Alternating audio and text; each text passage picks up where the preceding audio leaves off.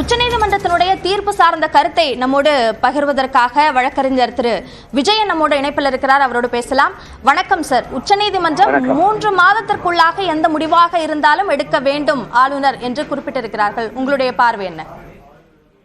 ஒரிஜினலா நம்மளுடைய அரசியலமைப்பு சட்டத்துல பாத்தீங்கன்னாக்கா, ஆளுநர்ங்கிறவர் அவர் முடிவு எடுக்கிறவர் இல்ல. அவர் ஒரு விஷயம், ஒரு இதை ஒரு சட்டத்தை அவருக்கு அனுப்பிச்சு வச்சா ஒப்புதல் கொடுக்கணும், இல்லாட்டி திருப்பி அனுப்பி இந்த சில திருத்தங்கள்னு சொல்லணும். 2வது தடவையும் திருத்தங்கள் இல்லாம அதே திருப்பி அனுப்பிச்சாங்கன்னாக்கா அவருக்கு அதுக்கு ஒப்புதல் கொடுக்கறத தவிர வேறு எந்த இதுவும் கிடையாது, எஸ்கேப்பும் கிடையாது. அதனால இதை அவர் கண்டிப்பா செஞ்சிருக்க வேண்டியது. ஆனா ஒரே ஒரு ஏரியால ஒரு கிரே ஏரியா இருந்தது, எத்தனை நாள் உள்ள பண்ணணும் நார்மலா அனுப்பிச்சு வச்சான்னு. அதுல இப்ப 3 மாசத்துக்குள்ள பண்ணணும்னு சுப்ரீம் கோர்ட் சேர்த்திருக்காங்க.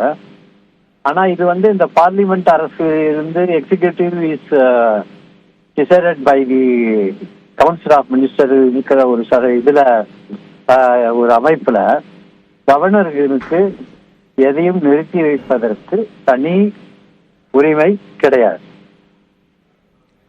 நீங்க குறிப்பிட்ட மாதிரி இதுல ஒரு டைம் லைன் இல்லாம இருந்தது. இப்போ தீர்ப்புல மாநில அரசின் ஆலோசனைக்கு மாறாக மசோதாக்கள் அல்லது குடியரசுத் தலைவருக்கான ஒப்புதலுக்காக மசோதாக்கள் அனுப்பப்பட்டால் அதில் 3 மாதங்களுக்குள் முடிவெடுக்க வேண்டும் என்பது இதுதான் மாநில அரசுகளுடைய கோரிக்கையாக இருந்து வந்ததா, அல்லது நீங்க குறிப்பிட்ட மாதிரி இது மீண்டும் மத்திய அரசினுடைய முடிவுக்கு பிறகு இந்த முடிவு என்பது எடுக்கப்படுமா? இல்ல, இது மத்திய அரசு முடிவு. மாநில அரசுக்கு முன்னாடி நம்ம மாநில அரசுல இருந்து இப்ப வழக்கு போட்டதே கால அவகாசத்துக்கு மட்டும் இல்ல, கவர்னருடைய ஆளுநருடைய பவர், அதாவது அவருடைய அதிகார வரம்பு என்னங்கிறத பத்தி முடிவு பண்றதுக்கு தான் பண்ணாங்க. அதுல இது ரொம்ப நாள் வச்சிருக்கலாமா இந்த மசோதாக்களை, இல்ல அதுக்கு ஏதாவது ஒரு காலக்கெடு இருக்காங்கிற ஒரு அம்சமும் துணை அம்சமா இருந்ததுனால அதுல ஒரு தெளிவு கிடைச்சிருக்குது.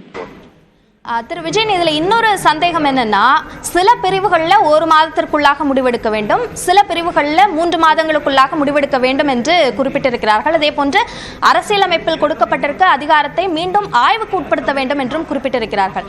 அப்போ இது இந்த 10 மசோதாக்களுக்கு மட்டும் இந்த தீர்ப்பு என்பது பொருந்துமா, அல்லது எல்லா ஆளுநர்களுக்குமே இந்த தீர்ப்பு பொருந்தும் என்று எடுத்துக்கொள்ளலாமா? எல்லா ஆளுநர்களுக்குமே இது பொதுவான ஆளுநருடைய அதிகாரத்தை பற்றிய ஒரு வழக்கா இருக்கிறதுனால பிரசிடென்ட் அப்படின்னு பேர் இருக்கு. அதாவது அதுதான் முன் உதாரணம். இது எல்லா வழக்குகளுக்கும் இது பொருந்தும். அப்புறம் இந்த 10 மசோதாக்கள் அப்படின்னு சொல்லும் பொழுது சில மசோதாக்களுக்கு மத்திய அரசினுடைய ஒப்புதல் அவசியம் இல்லை, சில மசோதாவுக்கு மத்திய அரசு, அதாவது குடியரசுத் தலைவனுடைய இது அது பண்ணாதனால இந்த சிச்சுவேஷன் அப்படி தொடரும். இணைப்பில் கருத்துக்களை பகிர்ந்து கொண்டமைக்கு நன்றி திரு விஜயன்.